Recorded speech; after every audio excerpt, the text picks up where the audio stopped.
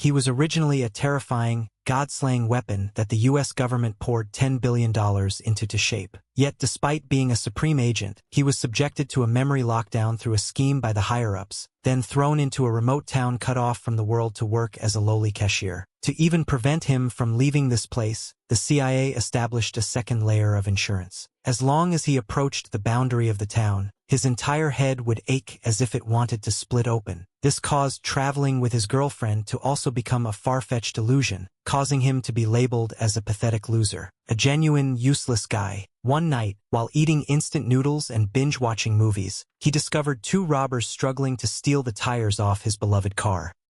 Hey, stop doing shit to my car. Yet this warning not only failed to make the robbers stop, but on the contrary, they wielded daggers and aggressively advanced toward him. If it were a normal day, he would have definitely knelt down to beg for his life. But in the very next second, his pupils began to contract violently.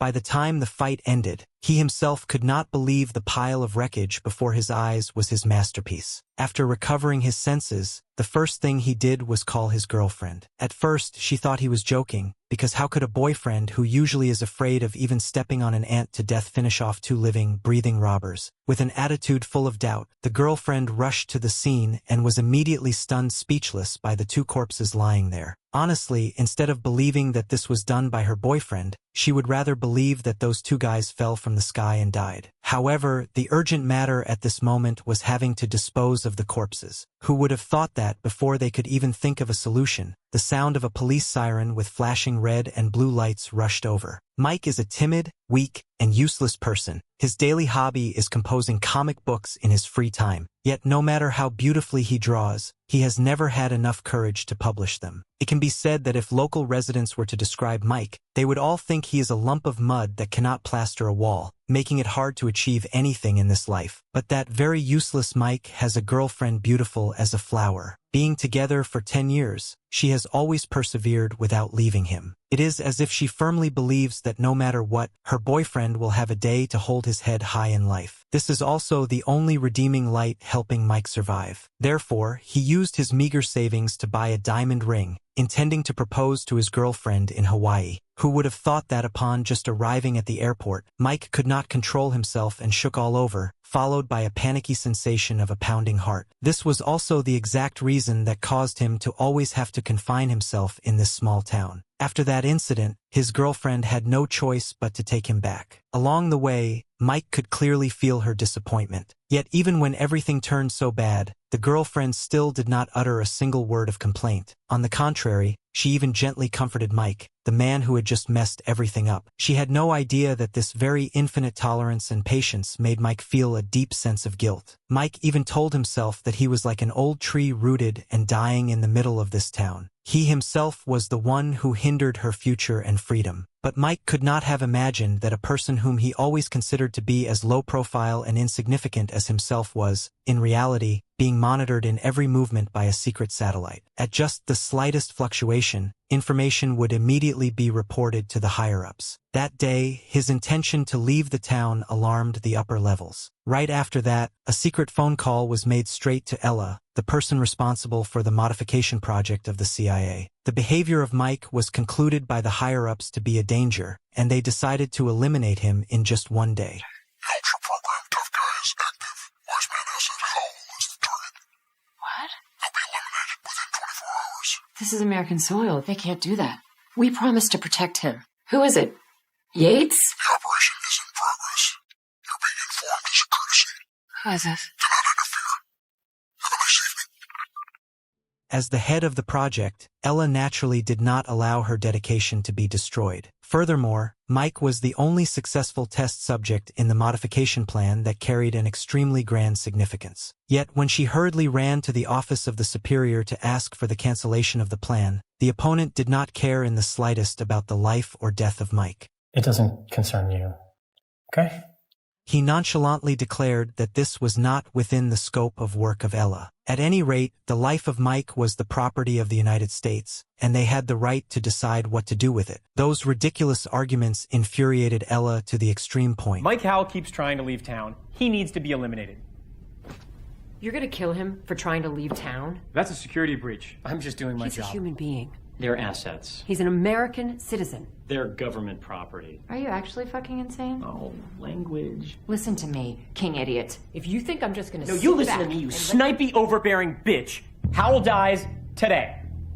Yeah, and you can't do shit. What are you gonna do? Huh? You gonna go over me? You're my fucking dog here, okay? Sit, stay, behave.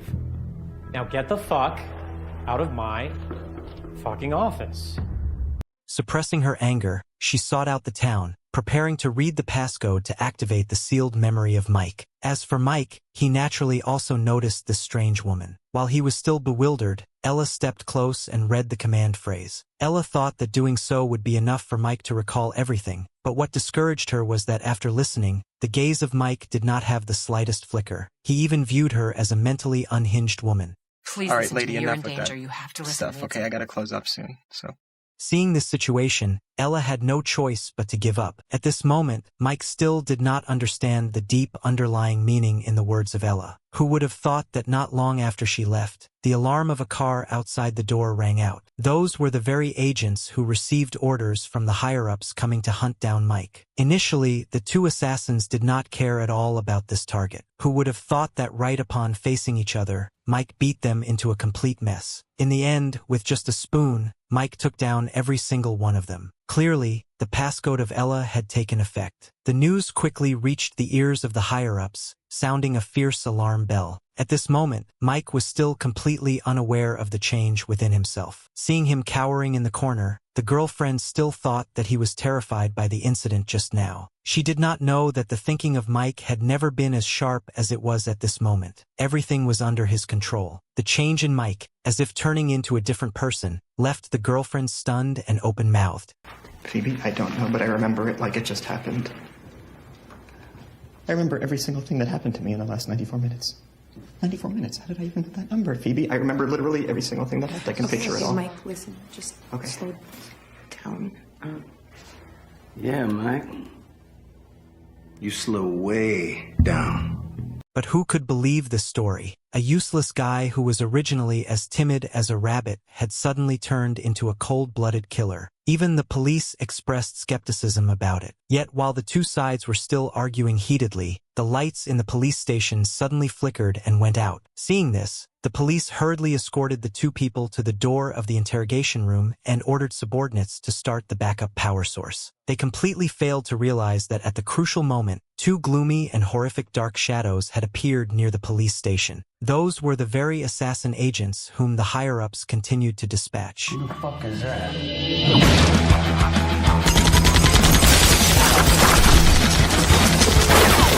In just the blink of an eye, the police station fell into chaotic ruin. All officers on duty were heavily injured, but those agents did not care at all. Right after that, the leader also brandished a weapon with an unstoppable momentum, bursting into the interrogation room with overwhelming murderous intent. The police officer, unable to dodge in time, was taken down on the spot. Seeing the critical situation, the girlfriend risked her life to rush out and grab the gun to create an opportunity for Mike, but she was slapped away by the opponent. Even Mike was pinned tightly against the wall by the assassin. Looking at the gruesome smile of the opponent, the pupils of Mike once again contracted rapidly under the extreme stimulation of adrenaline. In the very next second, Mike instantly switched to combat mode, launching a flurry of attacks on the assassin. After a sequence of combo strikes, the agent who was arrogant just moments ago was pinned tightly under the body of Mike. But Mike still felt it was not enough. He slipped the handcuffs over his fist, hammering the face of the agent repeatedly, leaving him completely without the strength to fight back. Taking advantage of the lapse of the opponent, Mike quickly locked him in a holding cell along with his girlfriend,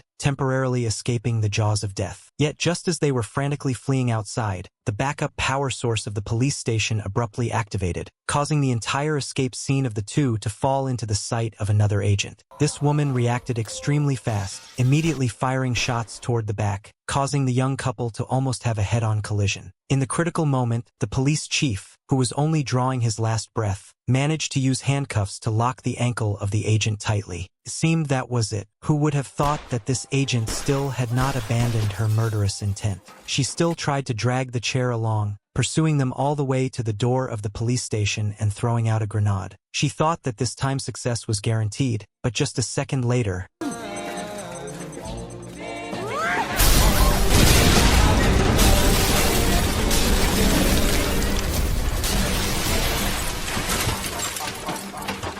witnessing his beloved girlfriend get terrified out of her wits, Mike could no longer endure it. He strode over to the front of the two gasping agents.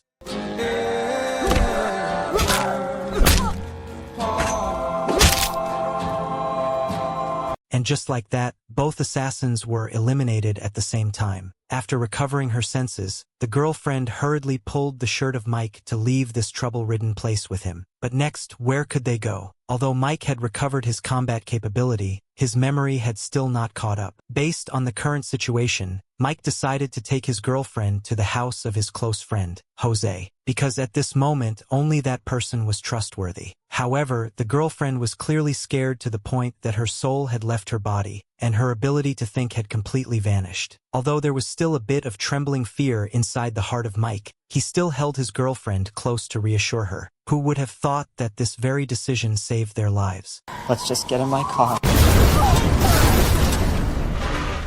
It turned out that to guard against the failure of the assassination plan, they had even planted a bomb on the car of Mike. No one expected his luck to be so immense, once again escaping disaster through a coincidence. But fortunately, the car of the girlfriend was still sitting safely in the garage. After this incident, the two immediately rushed straight to the House of Rose without rest. Yet along the way, the sealed memories of Mike began to gradually awaken. Mike started to feel strange. Clearly, he had lived for more than 20 years, yet he completely had no memory of his childhood, and could not even remember what the faces of his parents looked like. But his girlfriend did not show any happiness. On the contrary, she hurriedly cut off the conversation, urging Mike to quickly get to the house of Jose. But the process of memory recovery did not stop there. Right when Mike was finding things more and more baffling, the appearance of Rose cut off his train of thought. That was the friend whom Mike knew through gangs. Compared to others who always looked down on Mike, only Rose shared the same bizarre hobbies with him. Rose let the two of them know that currently, the entire town had been blockaded by the military using force, under the pretext that the Center for Disease Control discovered a type of supervirus right in this town. Now, no matter what, no one was allowed to enter or leave the town.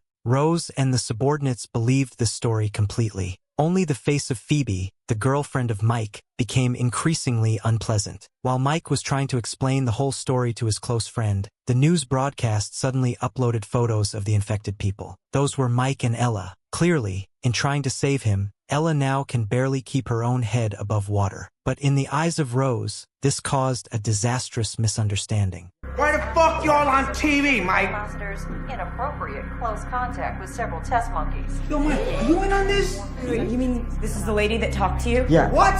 Why the fuck do you know that monkey fucking motherfucker, man? Dude, calm down. Calm down. I want fucking S now. Yo. Okay, Rose, listen. Things don't mean what you think they mean. This is gonna sound crazy. Something very weird is happening to me tonight, okay? And I don't know what it is, but I keep, killing people, okay? And there's a chance I may be a robot. Oh, shit. Yo, wait, you got the fucking monkey virus. No, Rose, stop. Fucking going to quarantine, Mike. Right when the atmosphere was becoming extremely tense, Mike abruptly acted as fast as lightning to seize the weapon of Rose. This was absolutely not something that the timid Mike of the past could do, and this action also helped him regain the trust of his brother. To ensure the safety of both, Rose forced them into the basement, thinking that doing so was secure, but danger was already close at hand. According to the plan of the higher-ups, one guy connected to the ventilation pipe of the House of Rose to release toxic gas. The remaining one was responsible for holding a gun to raid from the inside to corner them. What the fuck?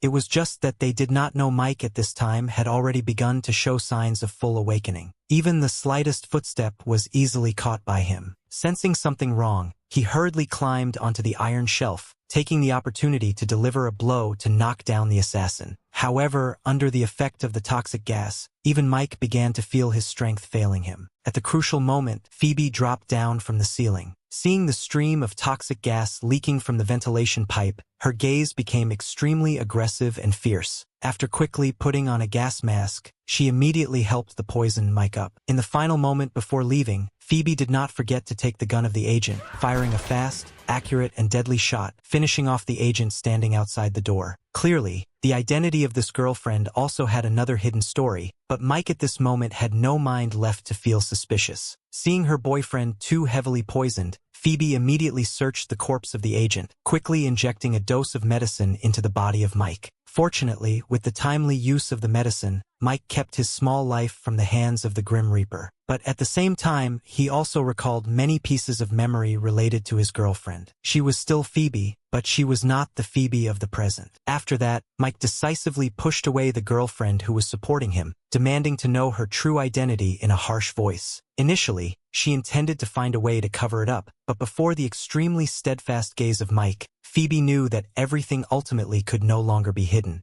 I'm your handler. I was assigned to you 5 years ago. I'm A handler?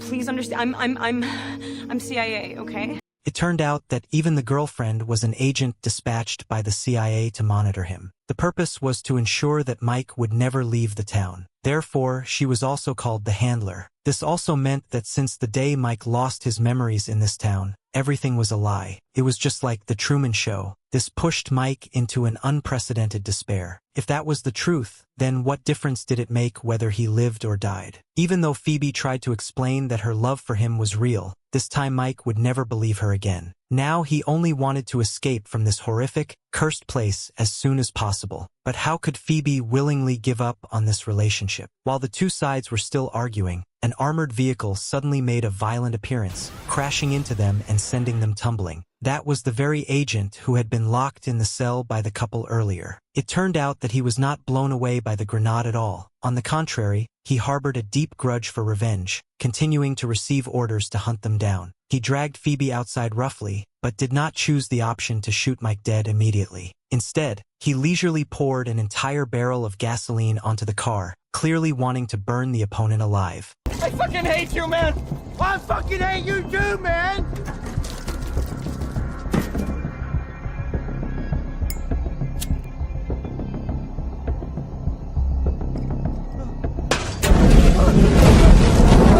The car immediately burst into fierce flames, but that was still not enough to satisfy his beastly nature. The agent continued to wake up the unconscious Phoebe to witness this sacred moment together. Perhaps the agent thought that this time the plan was foolproof, but even if he racked his brain, he could never have imagined that right before the moment the car exploded. Ella, who had always been secretly watching, rescued Mike and got him out. Only at this moment did Mike get to know the entire truth about his background. It turned out that years ago, the U.S. government mapped out a project named Wisemen. The test subjects were Category 3 minor criminals. There were 300 test subjects in total, and the 18-year-old Mike was one of them. Through gene editing, medication, and special training, they turned ordinary people into combat geniuses. Once successful, regardless of whether it was the intelligence quotient or the structure of joints and muscles, everything would surpass ordinary people by many times. Yet, out of those 300 subjects, only Mike alone was a successful experiment and survived. This dangerous experiment was suspended because of that. As for Mike, thanks to the guarantee of Ella, he kept his small life. Afterward, he had his memories wiped clean, living in the town under a new identity and the surveillance of Phoebe. Not until a new superior came to power and began to review and wipe out the leftover projects of the predecessor did everything develop into the situation of today. And Ella also told Mike that, in reality, the monitoring mission of Phoebe had been flawlessly completed a few years ago. She originally could have been transferred to more promising positions, but because of Mike, she resolutely chose to stay. This untied the knot inside the heart of Mike. At the same time, while the superior was feeling complacent with his elimination plan, he received news from the mouth of a subordinate that Mike was still alive. This time he could no longer keep his composure, immediately ordering the subordinate to dispatch an additional assault squad. However, Mike and Ella were still completely unaware. It was just that Ella did not expect that in such a dangerous situation, Mike demanded to go back home to walk straight into the trap. Having no other choice, Ella had to shoulder the responsibility of protecting him.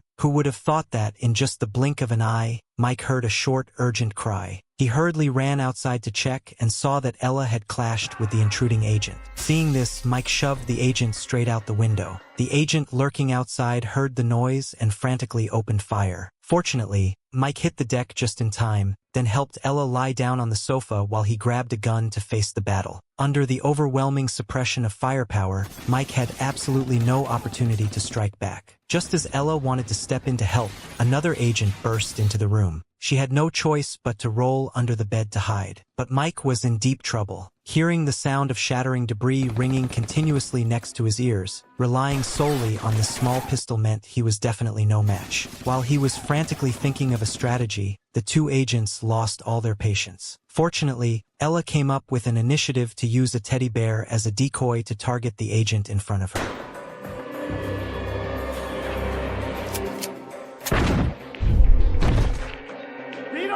But this only fueled the vengeful will of the remaining one. However, the modified Mike was no pushover either.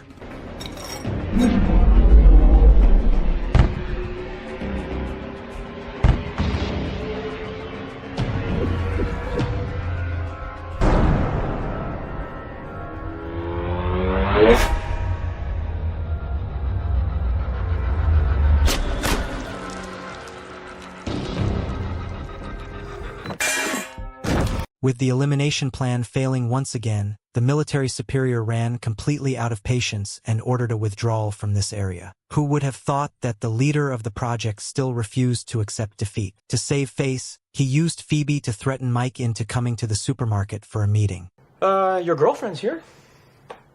Would you ever like to see her alive again? I don't know. So if I just took out my gun and blew her fucking face off, you'd be cool with that? No, that wouldn't be cool. Is she really there with you? Mikey?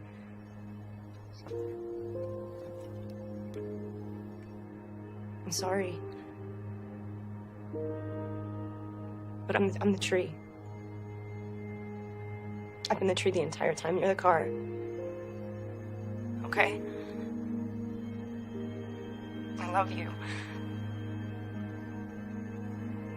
So you can leave, you can go wherever you want, and they will fucking never. Despite knowing this was a trap, after understanding the true feelings of his girlfriend, Mike still resolutely stepped into it. In another development, almost as soon as Mike accepted the appointment, the leader led his final squad and hurriedly rushed to the scene. It appeared he had made up his mind to fight Mike to the bitter end. This is it! This is the moment that I have trained you for. This is not a fucking dress rehearsal, okay? This guy is deadly. He is silent, and he will sneak up on us. Are we clear? The leader could not have imagined in his wildest dreams that an armored vehicle could be combined with fireworks to create such a novel trick. The moment this trick was unleashed, all the training lessons he taught the squad of agents instantly became a joke. He had no choice but to hurriedly order subordinates to escort Phoebe into the supermarket. Seeing this, Mike also drove his vehicle straight inside, using his bare hands to carve out a bloody path for himself. Seeing the blonde agent still pursuing relentlessly, Mike grabbed a frying pan again, delivering a fast, accurate, and deadly blow straight to his head. From then on, everything spun out of control. Yet despite watching his subordinates suffer tragic casualties, the leader still stubbornly wanted to kill Mike at all costs. This very thing put an end to his fate later on.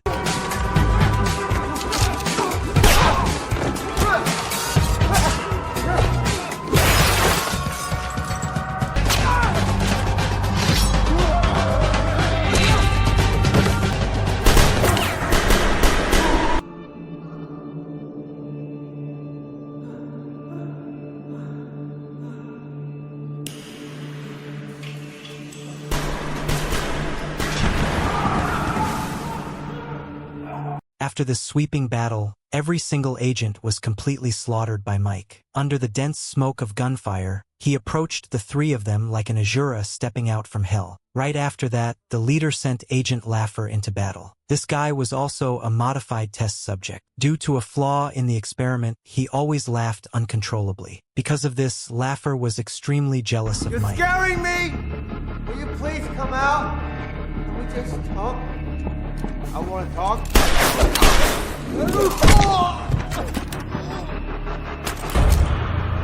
I'm sorry. I can't control it. The things that they did to my head. They made you like they made me. But you're better than me. Who told you what to do? Nobody.